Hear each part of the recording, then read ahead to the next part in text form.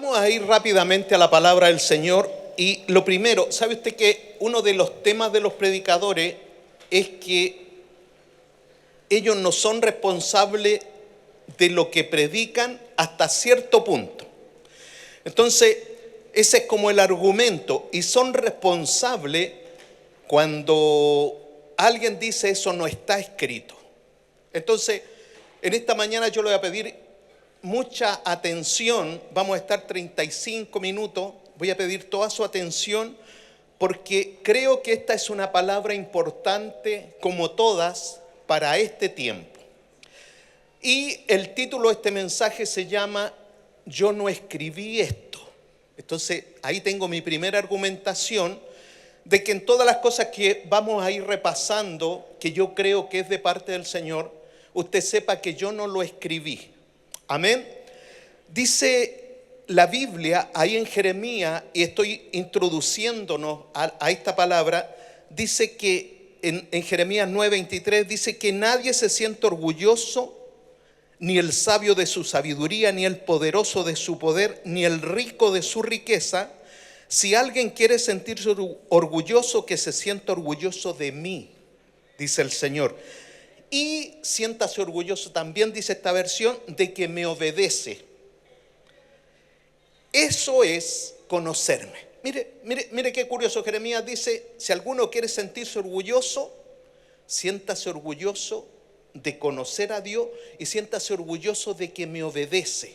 Así que si usted quiere un ego de verdad santo, siéntase orgulloso de conocer a Dios. Y a través de la palabra esta noche queremos conocer a Dios. Eso es conocerme, pues yo actúo en la tierra con amor y amo la justicia y la rectitud. ¿Cómo podemos conocer a Dios? Dios justo, Dios recto, Dios santo. Timoteo 3:16 dice, todo lo que está escrito en la Biblia, y aquí estoy poniendo argumento para entrar al mensaje, dice, todo lo que está escrito en la Biblia es el mensaje de Dios y es útil para enseñar a la gente, para ayudarla. ¿Cuántos quieren ser ayudados por Dios en esta mañana? Dice que es útil para ayudarla y para corregirla. ¿Cuántos quieren ser corregidos en esta mañana? Más aménes para la corrección. ¿Estamos bien? Dice, y corregirla y para mostrarle cómo debe vivir. Mire qué interesante. O sea, la palabra de Dios nos ayuda, nos corrige y también quiere enseñarnos cómo debemos vivir. La versión Palabra de Dios para Todos dice corregir y mostrar a la gente cómo vivir de la manera que Dios manda. Entonces nosotros vemos que a través de su palabra, cuando comenzamos a conocer a Dios, nosotros conocemos al Dios de la salvación. Cuando hacemos el llamado, la gente viene al altar, nosotros ahí conocemos al Dios de la salvación y nosotros nos gozamos, nos deleitamos y decimos qué bueno que estamos llegando con el mensaje de salvación. Cuando usted ve lo que Dios hizo, cuando usted comienza a entender el sacrificio de la cruz, ¿qué es lo que viene en usted? Gratitud. ¿Por qué? Porque el tremendo sacrificio que hizo Dios por mí para perdonar todos mis pecados. Y conocemos al Dios del perdón. Entonces tenemos al Dios de la salvación, al Dios del perdón. ¿Y cuántos de nosotros también conocemos mucho más al Dios de la misericordia? Yo levanto mis dos manos. El Dios de la misericordia es como el más conocido. Lamentaciones dice, porque por la misericordia de Jehová no hemos sido consumidos, porque nunca decayeron sus misericordias, nuevas son cada mañana. Y nosotros conocemos eso y vemos al Dios de la misericordia. Cuando vemos al Dios del perdón, del pecado, porque conocimos al Señor y caímos, ¿cierto? Conocimos al Dios de la salvación, al Dios del perdón, pero caminado el tiempo, algo ocurrió y caímos. Entonces recurrimos también a este Dios del perdón. Y el Salmo 103 dice, Él es quien perdona todas tus iniquidades. Y uno dice, oh, qué maravilla, Él es el que perdona toda mi iniquidad, el que sana todas tus dolencias. El pecado me dolió, pero Él es el que sana tus dolencias y el que rescata del hoyo tu vida. Entonces conocemos a ese Dios que nos perdona. Y luego, imagínese, usted comienza a conocer este Dios a través del Salmo 103, tan poderoso, que perdona, que nos rescata, y el que te corona de favores y misericordia. Entonces, comenzamos a conocer a este Dios maravilloso que nos da favor. Pero sabe, yo en esta mañana quiero mostrar al Dios de la ofrenda. ¿Cuántos conocen al Dios de la ofrenda? ¿Cuántos conocen al Dios de la salvación? Al Dios de la ofrenda, ¿cuántos los conocen? Ya. Qué bueno que muchos no conocemos, porque yo he tenido que estudiar mucho para tratar de conocer. Recuerden lo que dijimos en Jeremías, dice: alábese en esto el que se hubiese de alabar, en conocerme, en entenderme. Entonces yo he querido conocer a Dios a través de la ofrenda. Pido su atención, porque si usted se desconcentra un minuto de este mensaje, usted va a entender cualquier cosa. Entonces siga la línea, por favor, pido su atención, porque es un tema no común, y para mí tengo una carga de predicar. Recuerdo que hace más o menos un mes yo tenía esta palabra y no la pude predicar por tema de tiempo. Yo estuve en Villarrica y traté de predicarla al final. Hace 2 domingos o 3 domingos atrás también traté de decirlo, pero creo que hoy es el día. Yo estoy cumpliendo 40 años de matrimonio. 40 años de matrimonio. Nunca, ¿por qué se ríen, hermana? Le digo que Dios ha sido bueno, Dios ha sido bendito, Dios ha sido maravilloso. Nosotros con mi señora pensamos lo mismo. Nosotros con mi señora nunca hemos tenido un sí ni un no. Nosotros con mi señora nunca discutimos. Usted sabe que todo eso no es verdad. Dios ha sido tan bueno que hacen como 4, no sé si meses o días, no, como 4 días que no discutimos, ¿ya? Generalmente cuando dormimos tampoco discutimos. Entonces yo veo a Dios en el matrimonio, y este mensaje nos arrancamos con mi señora a celebrar, y este mensaje fue preparado en este aniversario. Y conversamos con ella, tuvimos tiempo de conversar, yo dejé de lado el computador y hablamos mucho. Fue un hermoso día, y fue solamente una noche de día viernes, este viernes que pasó, porque no había cupo para el día sábado. Yo no sabía que iba a predicar, había pedido viernes y sábado, no hubo cupo. Por eso creo que esta palabra era para este día, es para este día, por eso que pido su atención. La verdad que cuando llegamos a la habitación y abrimos las ventanas, muy hermoso, el mar tocaba las rocas, maravilloso el sonido. Pero no fue tan maravilloso cuando en la noche no me pude quedar dormido, porque el mar sonaba mucho más fuerte, y yo cada vez que venía ese estruendo yo pegaba un salto, y ahí noté que estaba un poco estresado. Pero ¿en qué usé? No en desesperarme porque no podía dormir, sino que en reflexionar sobre esta palabra que Dios estaba haciendo germinar en mi corazón. ¿Por qué la ofrenda? Cuando es algo que no es habitual, cuando es algo que no es como para una enseñanza. Pero ¿sabe a qué Dios me fue llevando? Cuando el diezmo es suficiente, cuando yo soy fiel con mis diezmos, y es lo que hemos aprendido. Pero yo quiero decirle una cosa: si usted es fiel con sus diezmos, usted va a entender esta palabra. Pero si usted no ha pasado el nivel de diezmo, le va a costar entender esta palabra. Y mire, ¿qué es lo que ocurre en esta palabra? Yo quiero ver la importancia, la opinión y el análisis que Dios hace, el Todopoderoso, que Dios hace de la ofrenda. ¿Cómo la ve Él? Y fíjese usted que diezmo aparece en la Biblia Reina Valera 37 veces. Y aquí quedé asombrado. Yo dije, esto hay que conocerlo, esto hay que enseñarlo, esto yo debo profundizarlo. ¿Sabe cuántas veces aparece la palabra ofrenda en la Biblia? ¿Quién me podría dar un número? ¿Usted me podría dar un número, hermano? ¿Cuántas veces cree que aparece la palabra ofrenda en la Biblia? ¿Ah? ¿Perdón? ¿10? ¿Quién da más? ¿Perdón? ¿Alguien da más? Ya, eso muestra que este es un buen mensaje. ¿Sabe cuántas veces aparece la palabra ofrenda en la Biblia Reina Valera? Usted pone en Google esa palabra y le va a aparecer 434 veces. ¿Sabe usted que salvación aparece 180 veces? Y siempre hablamos de salvación. Esta aparece 434 veces, de las cuales 401 vez aparece en el Antiguo Testamento y 33, si me suman bien las matemáticas, 33 curiosamente aparece en el Nuevo Testamento. Entonces, ¿es un tema interesante o no?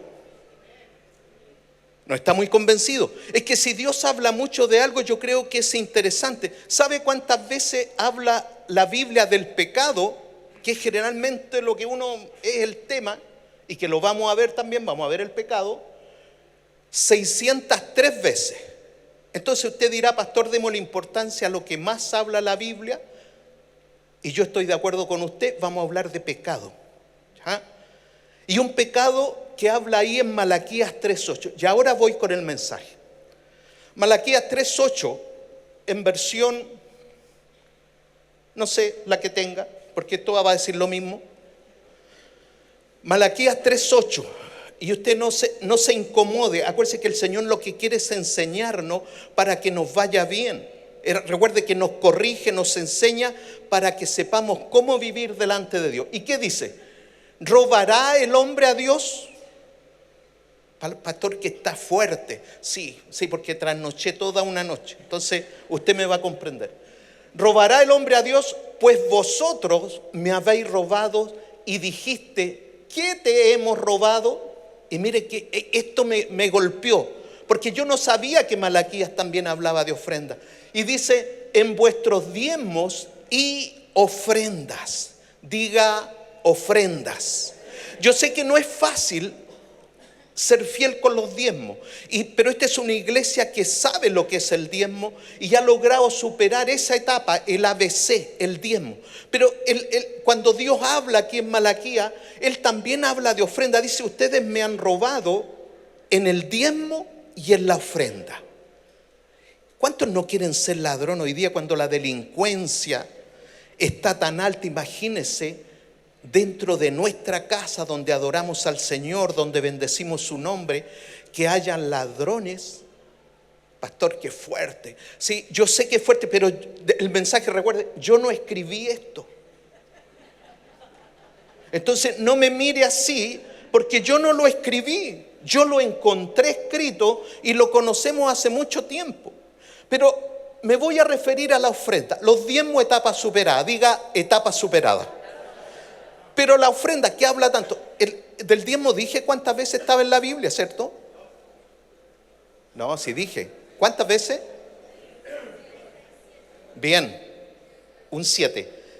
36 veces aparece la palabra diezmo en la Biblia y la ofrenda 4:34. Entonces, dígame usted, ¿no es importante que veamos qué pasa con la ofrenda? ¿Por qué Dios la menciona tantas veces? Mire, y para eso, ¿qué tenemos como referencia? La Biblia. Yo no les voy a contar una experiencia de un día que hice una ofrenda porque los voy a aburrir. Pero sí les voy a contar algo que usted sabe y eso ayuda al mensaje que usted lo sepa. Abel es el primer referente de ofrenda. Ahí en Génesis capítulo 4, versículo 3 dice, y aconteció andando el tiempo que Caín trajo del fruto de la tierra una ofrenda a Jehová. ¿Quién pidió la ofrenda? Nadie la pidió. Mire, ahí ve una característica. Generalmente la ofrenda no es algo que Dios pide. El diezmo es algo que Dios pide. Dios dice, el diezmo es mío. Entonces cuando usted no lo da, usted no está pagando lo que debe. Es así de simple, así Dios lo ve. Entonces, como hay una regla, abriré las ventanas de los cielos y derramaré bendición hasta que sobreabunde. Esto comienza en un punto, usted lo trae y termina en un punto, usted obtiene lo que Dios promete. Probadme ahora en esto, que os abriré las ventanas de los cielos. Entonces usted entra en ese nivel y Dios se despreocupa del tema. Pero cuando Caín, sin que Dios pidiera ofrenda, Caín llega con su ofrenda, dice que trajo del fruto de la tierra una ofrenda a Jehová. Ofrenda. Pero dice en el versículo siguiente que Abel trajo también de los primogénitos de sus ovejas. Si está ahí, mire la diferencia, de lo más gordo de ellas. Y miró Jehová con agrado a Abel y a su ofrenda. Entonces yo descarto de que Dios te ve la cara, ve que eres bajito, morenito, y Dios dice, no, ese no me gusta. O Dios lo que mira es un corazón, la preocupación de alguien que tuvo el cuidado de decir, no, pues yo no llevo cualquier cosa. Está bien, yo voy con una ofrenda, aquí está mi ofrenda, aquí estoy, paso al altar. Pero Abel, ¿cuál es la diferencia? ¿Y qué es lo que Dios está mirando? Que Abel escogió algo especial. Diga algo especial, algo que le dolía, algo que cuidó. Abel lo que hizo, por eso que marca la diferencia, Abel tomó lo mejor. Porque la Biblia lo dice en todas las versiones, de lo más gordo de ella. Y miró Jehová con agrado a Abel a su ofrenda. ¿Saben? Me está dando la impresión que a Dios le gustan las ofrendas. Y que a Dios le gustan esas ofrendas espontáneas. ¿A quién se le ocurre? ¿A quién se le ocurre? Así veo a Dios. ¿Y sabe usted cuál es la honra de Abel? Porque a Abel le costó la vida una ofrenda. Pero como en el Señor nosotros no morimos, sino que vivimos, Dios dice, da lo mismo, te tengo a mi lado. Pero esa ofrenda de Abel marcó que cuando usted en los 434 versículos que usted encuentra en la Biblia, usted se va a encontrar al principio con Abel, y ahí en Hebreo 11:4 usted se va a encontrar al final. Lo último que habla de ofrenda es de Abel. Hebreo 11:4, si lo ponemos rápidamente. Hebreo 11:4 dice, por la fe Abel ofreció a Dios, mire, lo está reconociendo Hebreo, ofreció a Dios más excelente sacrificio que Caín, por lo cual alcanzó testimonio de que era justo, dando Dios testimonio de sus ofrendas. Y muerto, porque está muerto Abel, aún habla por ella. ¿Sabe? Dios no olvida a Abel porque su ofrenda conquistó su corazón. ¿Sabe que la ofrenda conquista el corazón de Dios? Produce algo en el corazón de Dios. Y el libro de Hebreos, los estudiosos dicen que el autor es anónimo. Algunos se lo atribuyen a Pablo porque habla muchos términos que usaba Pablo, pero no se reconoce autor, y la mayoría sostiene de que esto lo escribió el Espíritu Santo. Alguien tomó lápiz y papel y el Espíritu Santo le dictó. Y fíjese usted que Hebreo, de los 33 versículos que habla el Nuevo Testamento, Hebreo toma 10. Un tercio de los versículos que habla el Nuevo Testamento de ofrenda, Hebreos toma 10 de ellos. Y él es el que más habla de la ofrenda. Y sabe, ya consideró a Abel. Comienza con Abel, termina con Abel, porque Dios se da cuenta que el corazón de ese hombre tenía un detalle especial. ¿Sabe usted otro hombre que conquistó el corazón de Dios y fue llamado amigo de Dios? Recuerde la honra de Abel, de principio a fin Abel figura en la Biblia. Pero hay un hombre que Dios le pidió algo, y Dios le pidió a su hijo, y ese fue Abraham. Y Abraham tomó a su hijo, lo llevó, hizo el altar, juntó la leña, y cuando tenía su cuchillo a punto de dejarlo caer sobre su hijo, ¿qué dijo? Dios, detén tu mano. Me he dado cuenta que vas a seguir todas mis instrucciones. Me he dado cuenta que lo que tú vas a hacer es algo que estás decidido porque yo te lo pedí. Entonces uno dice, pero ¿qué pasó ahí? ¿Sabe lo que yo creo que pasó ahí? Que Dios estaba mirando y diciendo, en algunos miles de años más, yo voy a hacer lo mismo. Yo voy a sacrificar a mi hijo, y si alguien lo puede hacer, si alguien puede entender lo que significa sacrificar a un hijo, entonces ese será mi amigo. ¿Sabe que Abraham no es porque era bien parecido, nadie sabe cómo era? Abraham alcanzó ese título de amigo de Dios porque él fue capaz de sacrificar y estar dispuesto a sacrificar a su hijo. Pero ¿qué estaba haciendo Dios? Probando el corazón. No, Dios estaba mirando a sí mismo diciendo, si él lo puede hacer, yo también lo puedo hacer. Si él es capaz de entregar a su primogénito en algunos años más, en miles de años más, yo también, dijo Dios, debo ser capaz porque yo soy Dios. y podría no hacerlo y genera otro plan de salvación, pero el plan es que mi hijo sea sacrificado, siendo inocente, siendo santo, siendo puro, en él no se halló pecado. Dios dijo: lo que está haciendo Abraham, yo también lo voy a hacer. Y ahí se encuentra usted en una característica de que Dios, ¿por qué a Dios le interesa la ofrenda? ¿Por qué Dios mira la ofrenda? ¿Por qué aparece 434 veces en la Biblia registrada la palabra ofrenda? Porque el mayor ofrendador que hemos conocido es el Padre de nuestro Señor Jesucristo, que un día fue capaz de entregar a su Hijo unigénito, porque de tal manera amó Dios al mundo que ha dado a su Hijo unigénito, para que todo aquel que en él cree no se pierda, mas tenga vida eterna. Me sé este verso de memoria porque muchas veces cuando niño lo grité en la calle y no entendía nada. Pero ahí usted ve la diferencia, el corazón de Dios. ¿Por qué Dios busca y por qué Dios habla más de ofrenda que de diezmo? Hay otro caso. ¿Por qué David, sabiendo usted la historia, yo creo que todos saben, porque a nosotros nos gusta el chisme, todos sabemos los pecados de David? Entonces, a pesar de ese gran pecado que lo podríamos calificar como horrendo, terrible, Dios en un momento se olvida y habla de mi siervo David. Dice que no fueron como mi siervo David. Yo restauraré el tabernáculo de David. ¿Por qué David lo pone en su lugar y le da un reinado eterno, cuando, si lo analizamos, lo que hizo David es peor que lo que hizo Saúl o que lo que hizo Acab? ¿Pero por qué? ¿Sabe usted por qué? Porque Dios, cuando nos perdona, Él se olvida.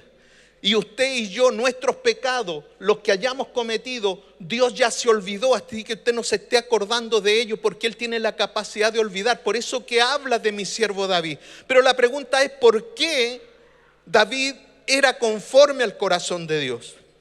Cuando hubieron muchos buenos guerreros, recuerde usted a Josué, si es que era por guerrero conforme al corazón de Dios, porque Jehová, dice la Biblia, que es varón de guerra. Entonces, a lo mejor porque era un buen guerrero, Dios dijo: este es conforme a mi corazón. Pero mire, está Josué, que Josué era un gran guerrero, y dice que el sol se paró. Él dijo: no, aquí hay que seguir peleando. Era tan entusiasmado para la labor que se le encomendaba, que él dijo: no, que se pare el sol, que se detenga la luna, porque la batalla hay que terminarla. ¿Y por qué no es él conforme al corazón de Dios? ¿Por qué no es Gedeón conforme al corazón de Dios? Si primero Dios le entregó 32,000 guerreros y luego termina enviándolo a la guerra con 300, ¿por qué no es él conforme al corazón de Dios?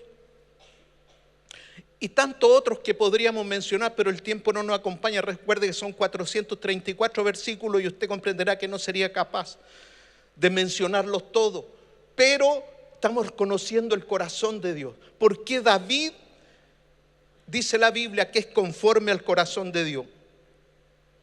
Y yo quiero ver ahí Segunda de Samuel capítulo 7, en que Dios le hace una promesa.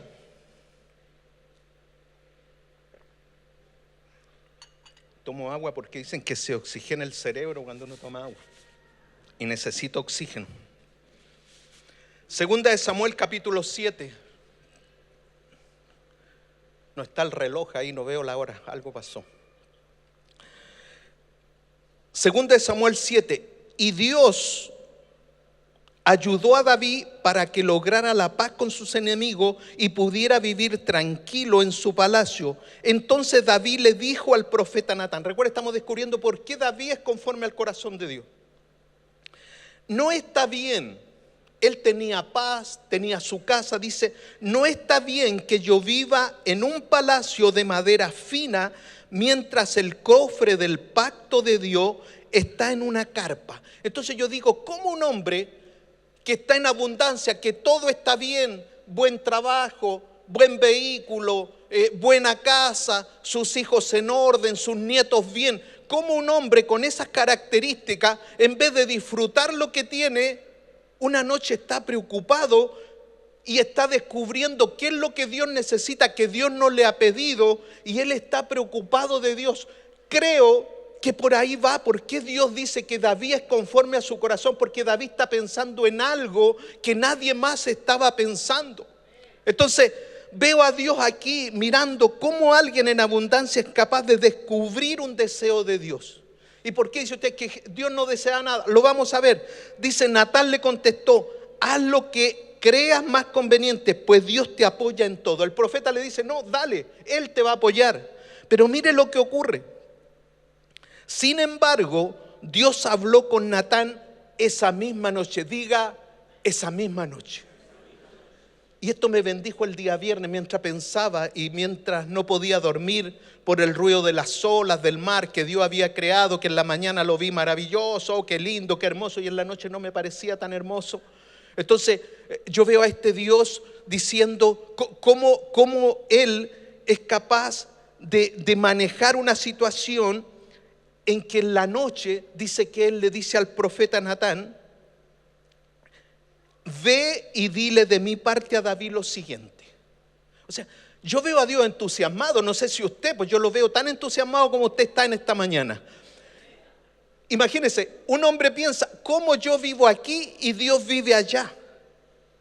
Y cuando él piensa eso, le dice al profeta, mira, quiero hacer esto, yo quiero hacer una ofrenda, ¿qué te parece? No, haz todo lo que está en su corazón. Y esa misma noche, Dios dice, hay uno ahí que está preocupado de mí. Hay alguien ahí que yo no he pedido nada, pero está preocupado de mí. Y esa misma noche, dice él, ¿cómo está eso? Ve y dile de mi parte a David lo siguiente. ¿Cómo está eso de que tú quieres construirme una casa? ¿Cómo está eso de que tú estás pensando en una ofrenda para Dios, en lo mejor para Dios? ¿Cómo está eso? Dime, ¿cuándo le pedí a los jefes de Israel que me hicieran una casa de madera fina? O sea, ¿cuándo yo he pedido una ofrenda, dice Dios? Yo no he pedido nada. Sin embargo, dice, alguien que conoce a Dios es capaz de discernir lo que Dios le agrada sin que Él se lo pida. Note eso. Alguien que conoce a Dios es capaz de discernir lo que a Dios le agrada sin que Él se lo pida. Dice, he pedido yo una casa de madera fina si desde que los saqué a ustedes de Egipto siempre he vivido en una carpa. O sea, Dios puede vivir en cualquier parte, Él no se hace problema. Dice, yo soy el Dios Todopoderoso, yo soy quien te puso al frente de mi pueblo cuando eras un simple pastor de ovejas. Yo no sé a cuánto Dios ha levantado en este lugar. Cuando éramos simples, nadie nos conocía, éramos NN. Apenas nuestra mamá nos conocía, ni Santa Isabel nos conocía, nadie nos conocía. Y cómo Él comienza a ser el Dios Todopoderoso. Yo soy quien te puso al frente de mi pueblo cuando eras un simple pastor de ovejas. Yo soy quien siempre te ha cuidado y te ha ayudado a derrotar a tus enemigos. Y mire lo que produce en Dios. Dice, y soy también quien te hará muy famoso en este mundo. Todavía no había casa construida, solamente un buen deseo de David en un momento. Quiero construir una casa. Y cómo Dios se aparece y dice, ahí hay alguien que quiere hacer algo por mí. Ahí hay alguien que está pensando en algo que yo a nadie se lo he pedido, yo a nadie le he pedido nada. Pero hay alguien que se le ocurrió y dijo, a él le gustaría una casa, a él le gustaría una iglesia. Entonces, cuando Dios se da cuenta de eso, le dice, yo soy también quien te hará muy famoso en este mundo. No he dado nada y Dios ya tiene un propósito y un plan. No sé si alguien puede entender eso. O sea, no he dado nada, solamente que mi corazón está alineado con lo que Dios quiere. Y Él ya dice, y soy también quien te hará muy famoso en este mundo. Hay una retribución inmediata ante la generosidad de complacer a Dios. No es solo palabra, aquí hay una ofrenda gigante.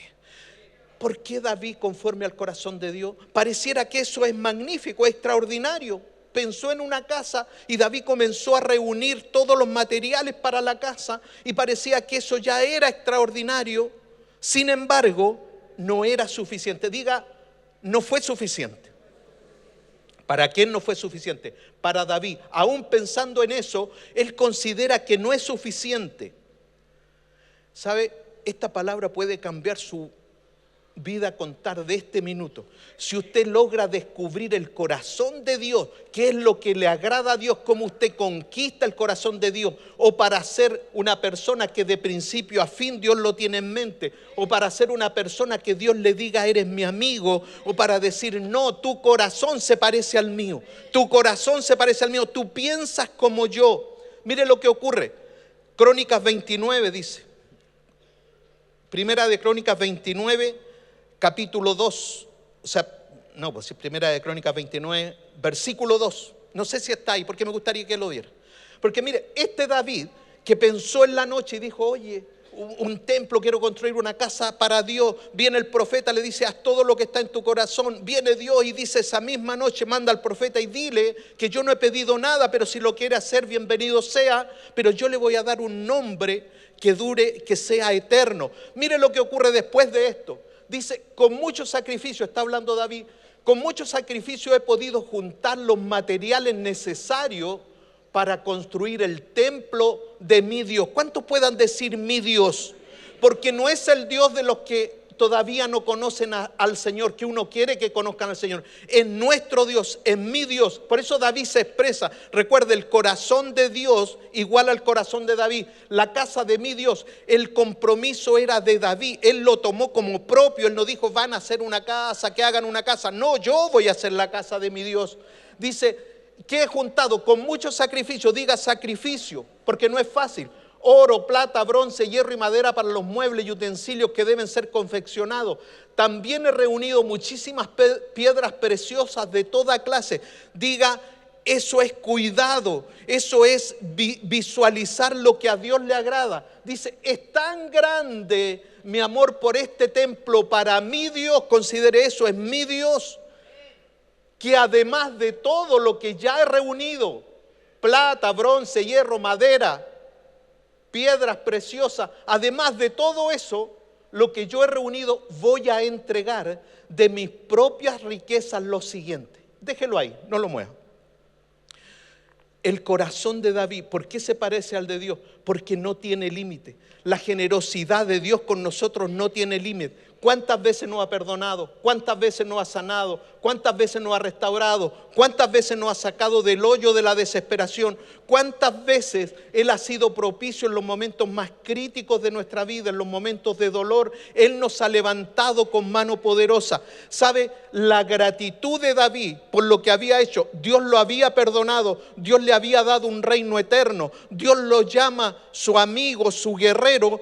Esa gratitud hace que Él tenga la capacidad de no solo lo que le corresponde a Dios. Aquí está mi diezmo, aquí está mi ofrenda. David va más allá. Dice, de mi tesoro particular he tomado para la casa de mi Dios. Y ahí hay un detalle importante. ¿Y sabe por qué hay un detalle importante? Y por eso que es importante saber y conocer de la ofrenda. Porque nuestro pensamiento humano es que cuando tú le das a Dios, tú tienes menos. Y eso es algo que cuesta sacarlo de nuestra mente. Es muy difícil que usted diga, no, yo voy a tener más. Y cuando usted tenía 100, usted queda con 80, usted no tiene más. Pero ¿sabe lo que nosotros no hemos considerado y que también está en su palabra? Que nosotros servimos y creemos en el Dios de la multiplicación. Por eso que cuando usted saca sus cuentas matemáticas y hace su planilla Excel o hace su cuaderno Torre con todas sus cuentas, Usted ve que no alcanza, pero sabe, cuando hay un corazón para Dios, usted se va a dar cuenta que va a aparecer la multiplicación. Hermano, yo sé de qué les hablo. ¿Qué es lo que hace Dios? Dele un aplauso fuerte al Señor.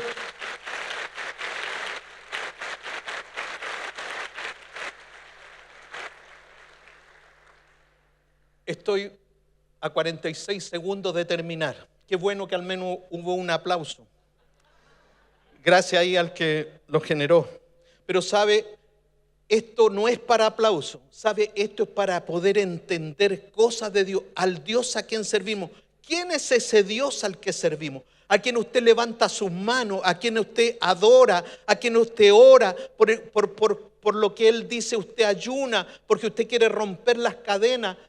¿Quién es ese Dios? Ese es un Dios que valora la ofrenda, que tiene a Abel, que tiene a Abraham y que tiene a David como sus elementos clave, porque si hay algo que ellos son protagonistas respecto del término ofrenda, son estos tres varones. Diga, yo voy a ser como uno de ellos.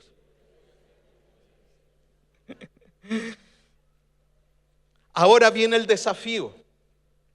Versículo siguiente. ¿Qué es lo que prepara David? Versículo 4. Con mucho sacrificio es tan grande mi amor. ¿Qué es lo que prepara Dios? Yo sé que usted sí te va a decir, es que yo no puedo hacer eso, porque siempre buscamos cómo no hacerlo. ¿Ya? Ese es nuestro ADN humano. ¿Qué preparar? 100.000 kilos de oro, el más fino que existe.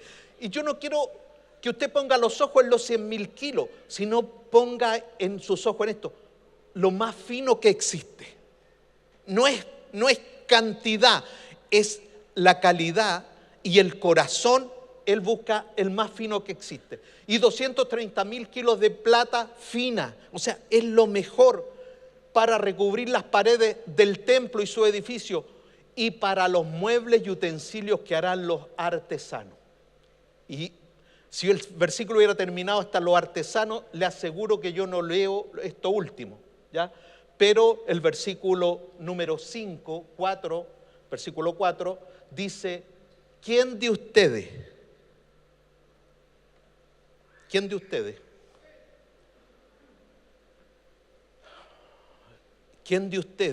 quiere demostrar hoy su amor a Dios dando una ofrenda para la construcción del templo? Entonces usted dirá ahora, claro, ahí está. ¿Se da cuenta? Eso no se llama adivinar, se llama discernimiento, ¿ya? Porque todos se rieron espontáneamente. Entonces usted dice, claro, ahí está. O sea, toda esta vuelta larga es para llegar a eso.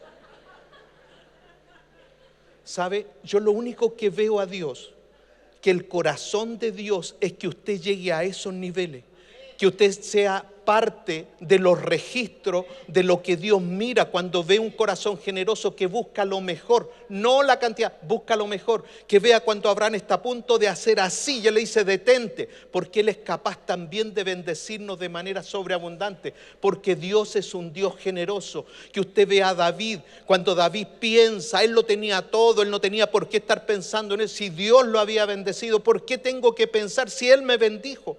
¿Por qué tengo que pensar en algo para Dios? Pero sin embargo Él lo hace. Y cuando reúne todos sus bienes, y cuando reúne todo lo que necesitaba, Él dice, pero mi amor es tan grande por la casa de mi Dios. ¿Sabe? Ahí está el corazón de Dios. Mi corazón, mi amor es tan grande por ustedes que yo voy a entregar a mi Hijo Jesucristo en rescate por ustedes. David dice, pero mi amor es tan grande por la casa del Señor que he tomado también de mi tesoro particular. Hermano, si usted puede entender esto, si usted puede entender que el corazón de Dios es que Él anda buscando corazones que puedan entender y que su corazón se parezca al de Él, que mi corazón se parezca al de Él, que yo piense en cosas que Él no me ha pedido, pero estoy pensando, Señor, ¿qué puedo hacer por ti? ¿Qué es lo que hago si yo estoy bien? Tengo mi casa, buen trabajo, pero ¿qué puedo hacer? Y no ando solo en busca, Señor, ¿qué vas a hacer hoy por mí? Se fija, usted tiene que invertir su relación con Dios. ¿Cuál es nuestra relación generalmente? Señor, ¿qué vas a hacer hoy día por mí? Pero el corazón de Dios, y David conforme al corazón de Dios, lo revierte y dice, David, ¿qué puedo hacer yo por Dios? Que a nadie se le haya ocurrido, y Dios salta esa misma noche y dice, te haré famoso por el corazón que has tenido. Este mensaje está llegando a su término para que no se preocupe. Y como yo esta tarde, mañana todavía, quiero que suba el coro, por favor, ahí está. Conforme al corazón de Dios. Y Dios dice, ¿te pareces a mí? Hermana, hermano, amigo, ¿te estás pareciendo a mí? ¿Estás pensando como yo? Esa es la pregunta de esta mañana. El hombre que conocía a Dios en todas sus áreas como David, El que reconoce, recuerda la palabra del jueves, dice, me entretejió en el vientre de su madre. ¿Se acuerda del jueves? David lo conocía tanto que él reconoce que Dios lo entretejió en el vientre de su madre. Por eso que podía decir de mi tesoro particular. Por eso que él quiere construir un templo.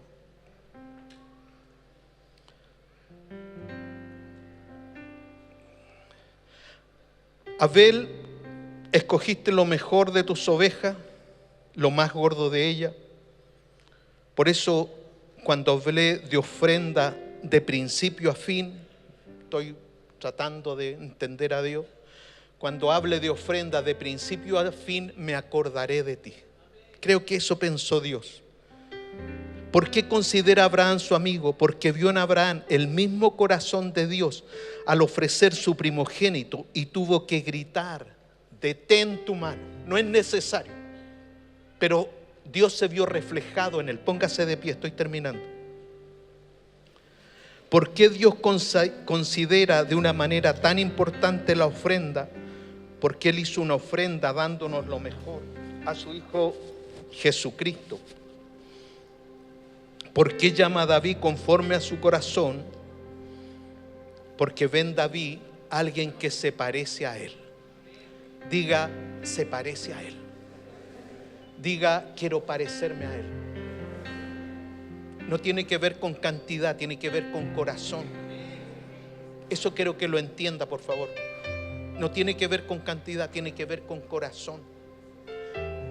Pablo también enseña, o Hebreos habla, dice, lo que hayas propuesto en tu corazón, cada primer día de semana, pero lo que hayas propuesto en tu corazón. Esto no es improvisado. No sé si quizás todo el mensaje está concentrado en esto. Lo que tú le das a Dios, lo voluntario que Dios le da a Dios, no es improvisado. ¿Y por qué no es improvisado? Entonces vemos a un Dios que se alegra, ¿cierto? Hemos conocido a un Dios que se alegra por una ofrenda. Pero ahí la moneda tiene dos caras. Y yo quiero mostrarle también a un Dios que se enoja. Y este torpedo lo tengo hace como un mes. Y muchos lo habrán visto que lo saqué porque esto fue lo que Dios en un momento habló a mi corazón.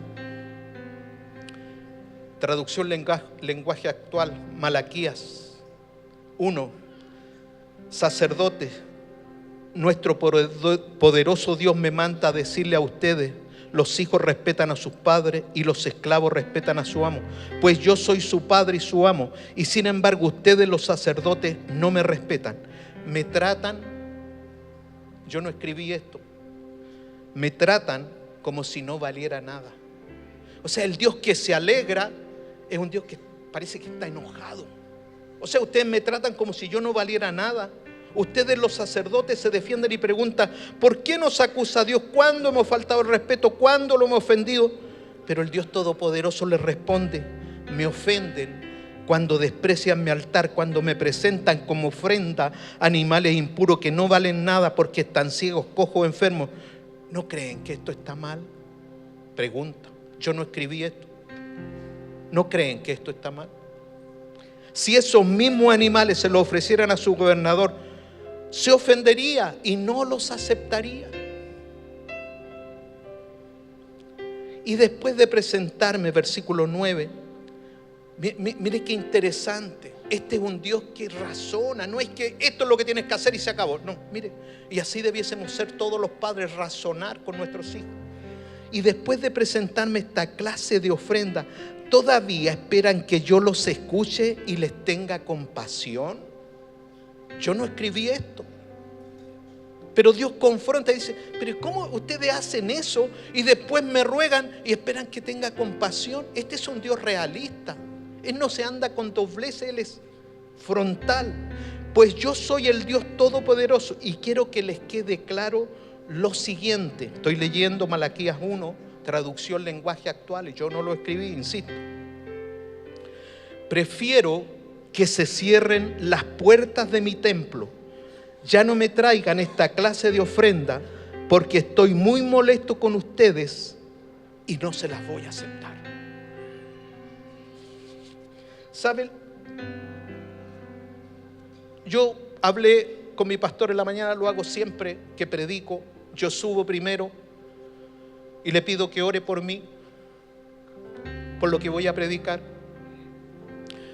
Y como él me trata de ladrón, porque yo debo asumir lo que Dios habla, yo no puedo decir, no, yo no soy ladrón. Me dice, me habéis robado en vuestros diezmos y en vuestras ofrendas. Entonces, mientras yo preparaba este mensaje, yo hice una ofrenda. Y le puse aquí, ofrenda antirrobo, Malaquías 3:8. ¿Y por qué es ofrenda antirrobo? Todos buscamos antirrobo, antivuelco, todo anti.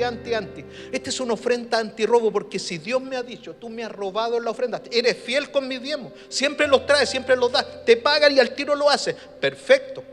Pero hablo 434 veces de ofrenda y a veces no te veo que escoges lo mejor, sino lo que te salió, y mientras pasas al altar, lo que te salió ahí está.